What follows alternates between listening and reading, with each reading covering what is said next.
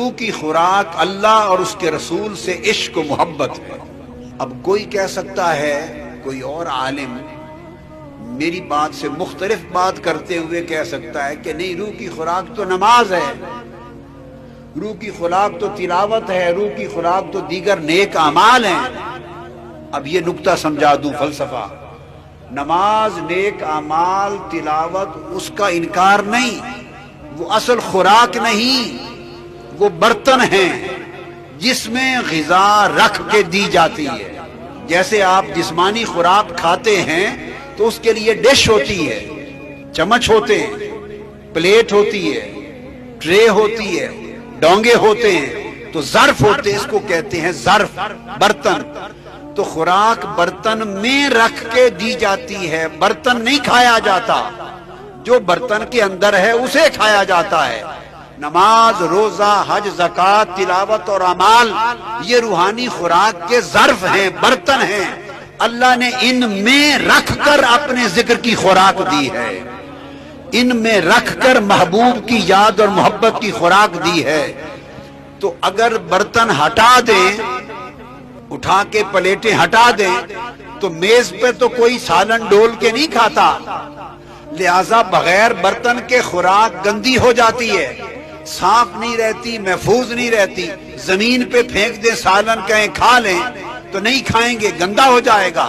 تو خوراک کو صاف ستھرا محفوظ رکھنے کے لیے برتن چاہیے، تو اللہ کے ذکر کو ستھرا رکھنے کے لیے نماز کا برتن چاہیے، حج کا برتن چاہیے، عبادت کا برتن چاہیے، اعمال صالحہ کا ظرف چاہیے، اور اسی طرح حضور کے عشق و محبت کی خوراک کے لیے میلاد کی محفل کا برتن چاہیے، نعت خوانی کا برتن چاہیے۔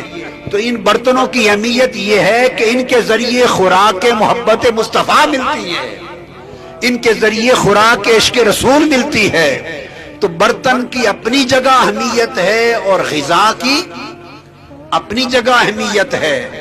جیسے آپ پھل کھاتے ہیں، پھل، تو پھل کے اوپر ایک چھلکا ہوتا ہے، کیلا، تو آپ چھلکے سمیت کیلے کو منہ میں نہیں ڈال دیتے، آپ چھلکے کو اتارتے ہیں اور گودا کھاتے ہیں۔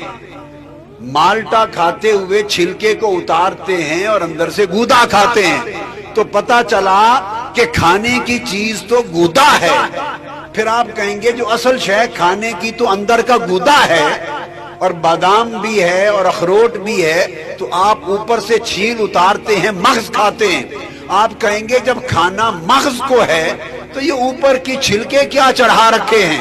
وہ اس لیے چڑھا رکھے ہیں کہ اگر چھلکا اتار کے کیلے کو رکھ دیں تو گھنٹے میں کالا ہو جائے گا، اس کی صحت برقرار نہیں رہے گی۔ تو چھلکے، غلاف اس کی حفاظت کے لیے ہوتے ہیں۔ اس لیے احباب مکرم، خوراک دل کی، روح کی، باطن کی اللہ اور رسول کی محبت ہے، اور اعمال اس کو محفوظ رکھنے کے لیے اللہ نے غلاف چلا رکھے ہیں۔ غلاف چھوڑ دیں تو محبت ضائع ہو جائے، اور محبت چھوڑ دیں تو عمل اور نمازیں خالی چھلکا ہی چھلکا رہ جائیں، چھلکا کوئی نہیں کھاتا، کھایا گودا جاتا ہے۔ تو وہ لوگ جو محبت رسول کے بغیر عمل پہ زور دیتے ہیں، وہ چھلکے کی بات کرتے ہیں، گودا نکال لیتے ہیں، اور وہ لوگ جو عشق اور محبت کے بغیر اعمال کی بات کرتے ہیں، وہ گویا چھلکا اٹھائے پھرتے ہیں، گودا چھوڑے پھرتے ہیں۔ اور ہمارے لوگ جو سال کی محفلیں مناتے ہیں، وہ خالی گودا کی بات کرتے ہیں، جس گودے پر چھلکا نہ ہو، سیب بھی کالا ہو جاتا ہے، کیلا بھی کالا ہو جاتا ہے۔ آپ بھی ایسے ہوٹل میں جاتے ہیں جس ہوٹل میں شیشے لگے ہوں، خوراک محفوظ ہو، سڑکوں پر جو لوگ تل رہے ہوتے ہیں کڑھائی گوشت اور تکے، آپ نہیں کھاتے، کیونکہ شے تو اچھی ہے مگر گرد سے محفوظ نہیں ہے۔ اس لیے اللہ کا ذکر، اللہ کی عبادت، حضور کا عشق، حضور کی محبت اچھی چیز ہے، مگر ان پر اللہ کے دین کی، عبادت کی، تقویٰ کی، پرہیزگاری کی، اعمال کی حفاظت ہونی چاہیے۔ دونوں چیزیں ملیں تو ظاہر و باطن مل کر ایمان کو محفوظ کرتا ہے۔ یہ خوراک کا فلسفہ ہے، یہ خوراک کا فلسفہ ہے۔ لہذا یہ وہ طریق ہے جس کو منہاج القرآن کہتے ہیں۔ منہاج القرآن نے اور کچھ نہیں دیا، کوئی نیا کچھ نہیں دیا، صرف اتنا کام کیا کہ کئی لوگ چھلکے لیے پھرتے تھے ہاتھ میں، گودا پھینک بیٹھے تھے، اور کئی ہمارے ہی لوگ گودے لیے پھرتے تھے بلا کالا ہو جائے، چھلکے کو اہم نہیں سمجھتے تھے۔ منہاج القرآن کے ذریعے میں نے اس امت کو یہی سمجھایا ہے کہ اگر سیب کو، کیلے کو، مالٹے کو صحیح صحت کے لیے کھانا چاہتے ہو تو چھلکے سے حفاظت کرو، گودے سے صحت بناؤ۔ منہاج القرآن نے دین کے ظاہر اور باطن کو جمع کر دیا ہے۔ کچھ لوگ خالی ظاہر کے پیچھے پڑ گئے تھے، کچھ لوگ خالی باطن کے پیچھے پڑ گئے تھے۔